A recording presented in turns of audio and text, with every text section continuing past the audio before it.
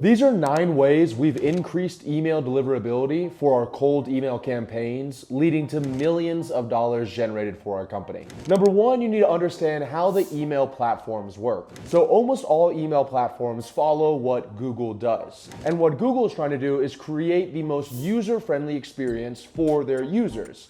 And in order to create the most user-friendly experience, they're trying to prevent you from having a lot of spam in your main email inbox. That way you enjoy using Google and Gmail and you'll use it more and more. So this helps us to understand some of the tools and tips I'm gonna give you in a moment, because now we know what would provide a poor user experience. Well, the first thing you wanna do is make sure you're sending these cold emails to a quality list. That means you wanna make sure you have as little bounces as possible.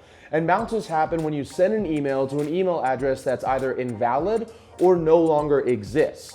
So if you're scraping emails online or you're purchasing emails from different websites, that's totally fine, and I actually recommend that. But what we want to make sure we do is before we start sending emails out, we validate that these are real email addresses, so that way you don't end up in spam. In the eyes of the email platforms, if you're sending a bunch of emails out and a lot of them are going to invalid email addresses or bouncing back, then that lets them know that you're probably just spamming a bunch of people asking for your products or services. But if you send 100 emails and 100 emails go directly to who you wanted to send them to, then it lets those email providers know that you are probably supposed to be in that person's inbox. The main tool that we use to verify the email addresses that we either scrape or buy is something called Never Bounce. And what Never Bounce does is it sends a light ping over to that email and confirms that there is an email address that is there and active. And then what you can do is upload an email list into Never Bounce, and it gives you back the cleaned version of that email list. And then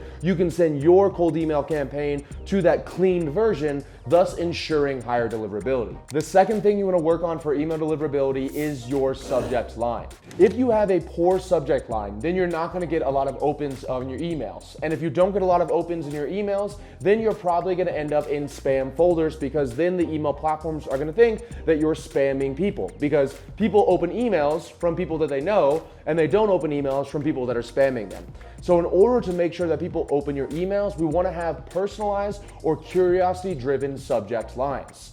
So remember, when someone's looking at your email inbox, the first thing they're going to see is those first 3 to 4 words of your subject line.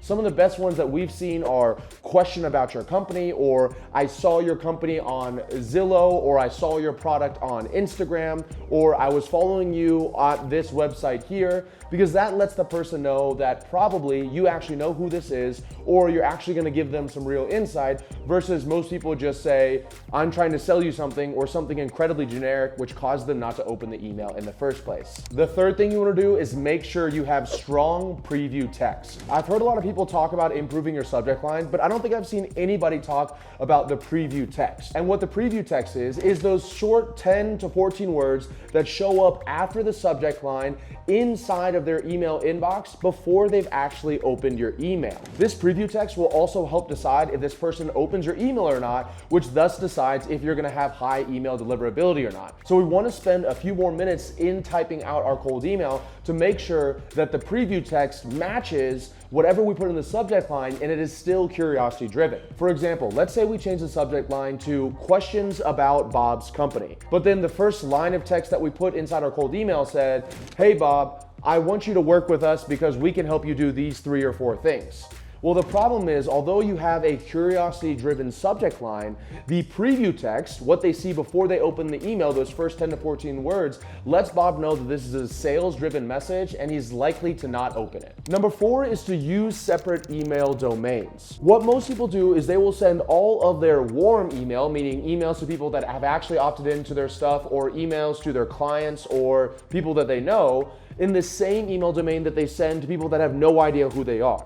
And what actually ends up happening is you end up giving a lower email deliverability for both those types of people. What we've done is we have separated our email domains so that we have our main company email, scalingwithsystems.com, being sent to all of our clients and anybody that we're speaking to on a one-on-one basis, where we have a cold email domain, scalingwithsystem.com, which means there's no S involved, and that one is only for cold emailing. What this allows us to do is focus on making sure that the ones that are supposed to be going to our clients always go in our client's inbox, and the ones that are supposed to be going to people that don't know who we are, we can interchange that out with other email domains without having to burn out the main email. An additional hack to that is to make sure you redirect that cold email domain to your main website. So for example, if you go to scalingwithsystem.com, it will redirect you to scalingwithsystems.com, and the person is typically none the wiser. Number 5 is going to be to warm up your email domains. In order to ensure high deliverability, you need to make sure you have a good reputation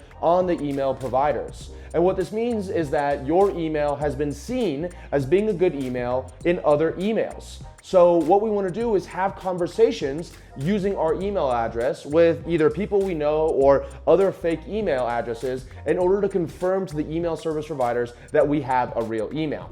If I create a new email tomorrow, let's call it scalingwithsystem.com, and I send out 1,000 emails on the first day, 80% of them bounce, and the majority of them don't even open it, then the email service providers are going to know that that is a spam email, and they're either going to throttle it or shut down the email entirely. What we want to do instead is start very slowly with anywhere from 20 to 50 emails being sent out every single day, but we're sending out hyper-personalized emails where someone's actually going to respond back. That back and forth between my new email and another established email will lead to the email service providers understanding that this is likely a real email address and we're not spamming other people. Now, obviously that process can be exhausting and a little repetitive. So what I'd recommend is using a software such as LemWarm, which what it allows you to do is to enter in your email address and it will slowly have conversations with other email addresses on their platform for you, going back and forth, saying things like, "Hi, how are you doing?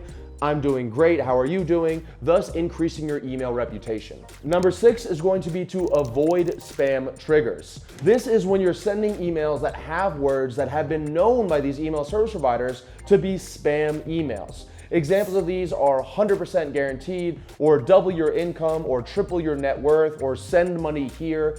All of these are different words that Google or the main email service providers have identified as being really high risk emails, and thus if you have them in your cold email campaigns, you're much more likely to end up in the promotions tab or in the spam tab. There are plenty of websites out there that will show you the blacklist words not to use, but don't worry, in step number 9, I'm going to show you how you can test this for yourself. Number 8 is going to be to scale back your email campaigns.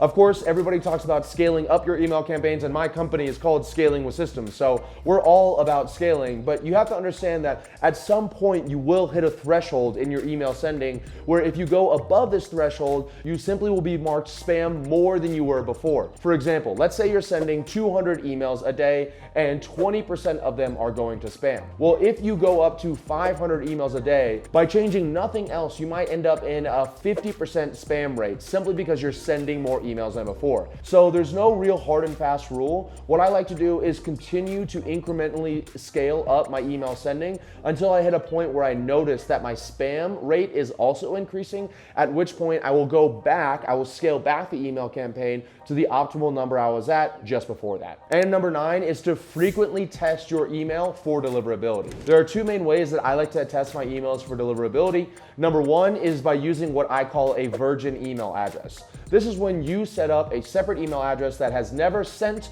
or received any emails before, and whenever you want to test if your main email domain is going into spam, you can simply send the first email to that virgin email address, and you can see inside of there if it was marked as spam or not. The second method involves a free tool online at the website isnotspam.com, where you can send an email to a specific email address and it will run a report and let you know if you're ending up in spam or not and why you're ending up in spam. If you got value out of the video, be sure to subscribe, and if you have any additional questions on email deliverability, drop them down below.